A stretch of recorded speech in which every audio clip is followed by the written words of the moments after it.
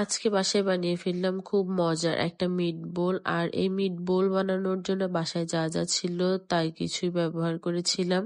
তো চলেন আজকে কিভাবে এই মিটবলটা কি কি দিয়ে বানিয়েছি তাই শেয়ার করি। এই মিটবলটা বানানোর জন্য প্রথমে নিয়ে নিয়েছিলাম আলু, আর এই আলুগুলোকে হাফ সিদ্ধ করে নিয়েছিলাম ফ্রেঞ্চ ফ্রাই করার জন্য। তারপর নিয়েছি সসেজ, আর এর পাশাপাশি নিয়েছি কিছু নাগেটস। এই নাগেটস গুলো বাসায় বানিয়েছিলাম, তো সেগুলো থেকে কিছু রয়ে গিয়েছিল, সেগুলো নিয়েছিলাম এই মিটবল বানানোর জন্য। তারপর একে একে এখানে সবকিছুকে ভেজে নিতে হবে। প্রথমে আমি এখানে সসেজ গুলোকে হালকা তেলের মধ্যে ভেজে নিচ্ছিলাম। সসেজ গুলো সুন্দরভাবে এপিট ওপিট ভেজে নেওয়ার পর এরপর ডুবো তেলে ফ্রেঞ্চ ফ্রাই গুলোকে ভেজে নিতে হবে। আর এখানে ফ্রেঞ্চ ফ্রাই গুলো খুব বেশি ক্রিস্পি হওয়ার দরকার নেই, যেহেতু মিটবল বানাবো তাই ফ্রেঞ্চ ফ্রাই গুলো একটু নরম নরমই থাকবে। এরপর ফ্রেঞ্চ ফ্রাই গুলো ভাজা হলে ওই তেলেই আমি নাগেটস গুলোকে সুন্দরভাবে ভেজে নিচ্ছিলাম ব্রাউন কালার করে। সবকিছু সুন্দরভাবে ভাজা হয়ে গেলে এগুলোকে ছোট ছোট পিস করে কেটে নিব।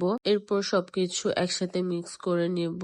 ফ্রেঞ্চ ফ্রাই গুলো, সসেজ আর নাগেটস এর যে টুকরোগুলো ছিল সবগুলো একসাথে দিয়ে মেখে নিব। আর এখানে যে মেয়োনিজটা ইউজ করেছি এটা ছিল বাসায় বানানোর মেয়োনিজ। কেউ যদি এই মেয়োনিজের রেসিপি চান অবশ্যই কমেন্ট করবেন, আমি পরবর্তী কখনো দিয়ে দিব। এরপর কিছুটা পরিমাণ মেয়োনিজ দিয়ে আমরা সবকিছুর সাথে ভালোভাবে মাখিয়ে নিয়েছিলাম। এরপর মাখানোর পর দেখলাম যে আরো একটু মেয়োনিজ দেওয়ার প্রয়োজন রয়েছে। কিছুটা পরিমাণ মেয়োনিজ দেওয়ার পর দেখলাম যে আরেকটু দেওয়া দরকার, তাই পুরোটা মেয়োনিজ দিয়ে সবকিছু সুন্দরভাবে মিক্স করে নেওয়া হলো।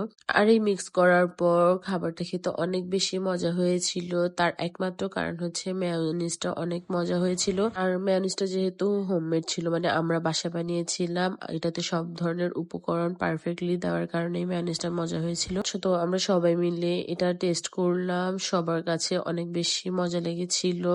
আর আপনাদের কাছে কেমন লাগলো অবশ্যই জানাবেন। সবাই ভালো থাকবেন, সুস্থ থাকবেন। আল্লাহ হাফেজ।